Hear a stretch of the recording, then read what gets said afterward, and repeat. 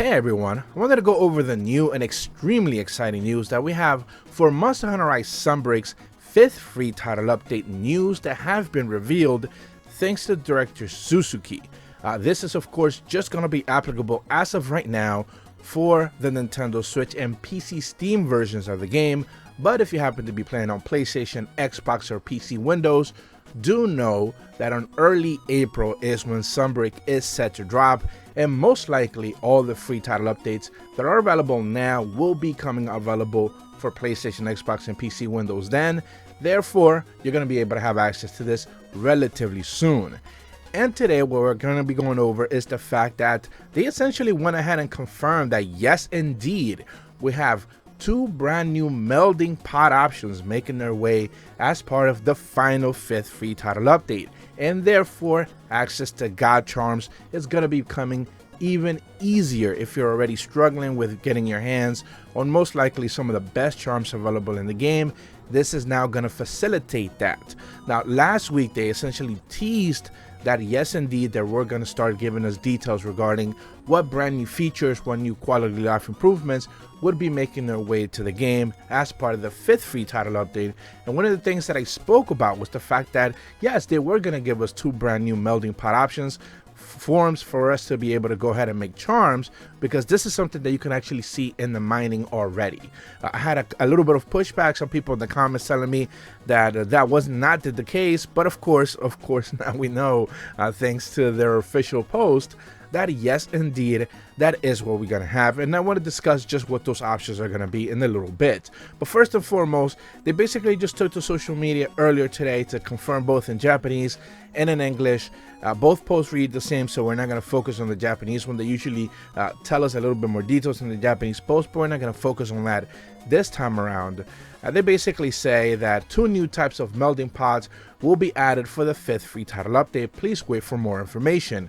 This new feature won't use most of the materials required by existing melding pods, so please use it as usual until the next update. Suzuki, director of Monster Hunter Rise Sunbreak. So there are a couple of takeaways just from the very vague and very little details that they gave us. First and foremost, there are two brand new options. We're going to be discussing that in a bit, just exactly what they are going to be.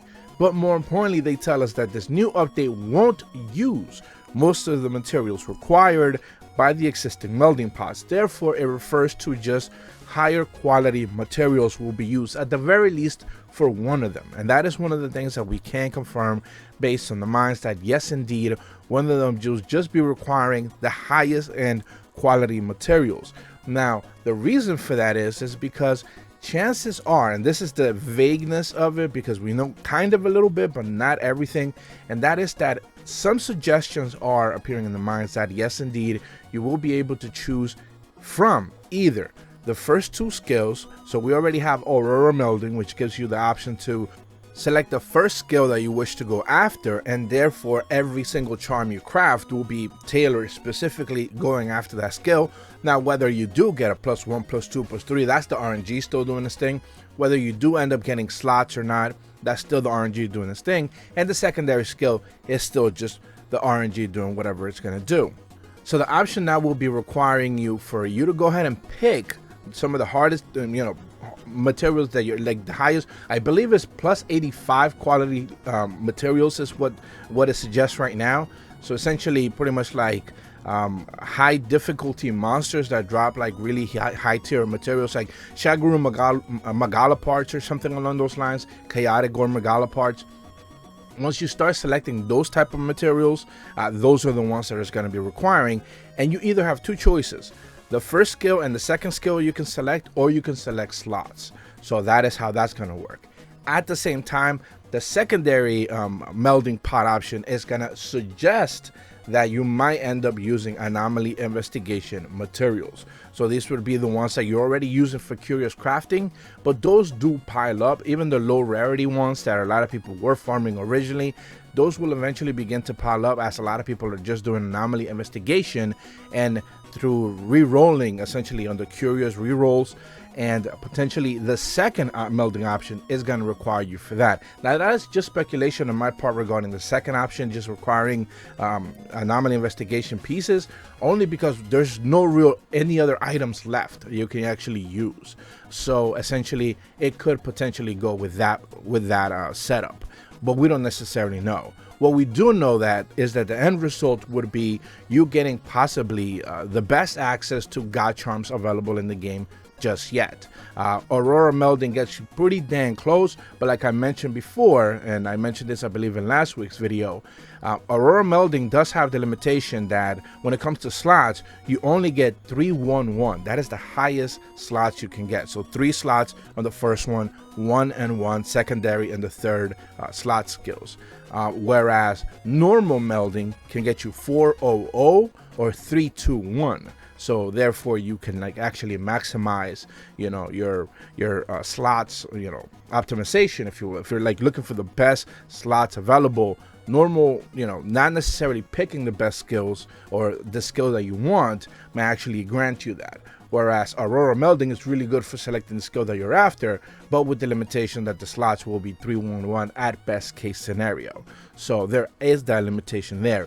With these two, we don't necessarily know that just yet, because again, the minds have not necessarily told us just exactly what it is that we can expect when it comes to that. Again, even the second one requiring potential anomaly investigation pieces, we still don't necessarily know if that's going to be the case. That's just a suggestion based on the fact that there is no other higher quality materials available other than the ones that you're just getting from normal monsters, and we know one of those is already going to be using those materials. So therefore, just kind of like by default, you already start thinking that might potentially be the option. The other option might be another type of melding reroll, kind of like the one that we have to kind of like reset pieces, like talismans that we already received.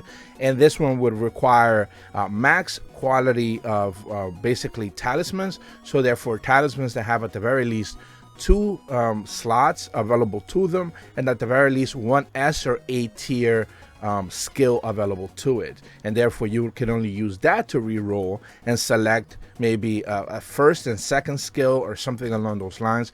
But again, that would be another one of those like recycle skills that we already have, but it's not necessarily just fully random. Therefore you can actually select the outcome, but the talismans that you feed it are high quality talismans, so that could be potentially an option. Again, that is just theory on my end. I don't necessarily know because that information isn't available in the files just yet. So you know, that is just where we at this point in time.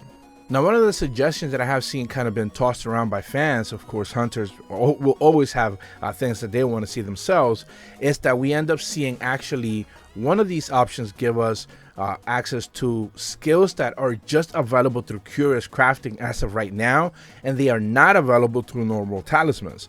So we're talking about, like, for example, Wind Mantle, right? This is or Red Mantle. These are like brand new skills that were just added to Curious Crafting as part of the last update.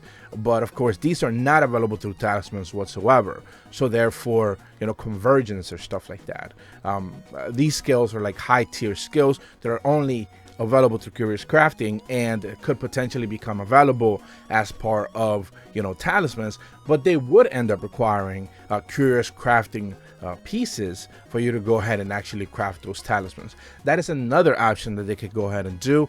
Therefore, you know, can you imagine getting Red Mantle and plus attack, you know, on a talisman and a couple of slots on top of that, you know? So now you don't have to re-roll Curious Crafting for mantles or anything like that, but instead you can focus that on something else. You know, that would be, you know, pretty crazy. So it gets insanely, you know, again, we're talking god charms at the end of the day. So, you know, the option for you to be able to just maximize and have all the, you know, pretty much end game quality tier skills would facilitate itself, and that would be, you know, one of the things that this update would end up bringing. But again, that's just theory crafting at the end of the day.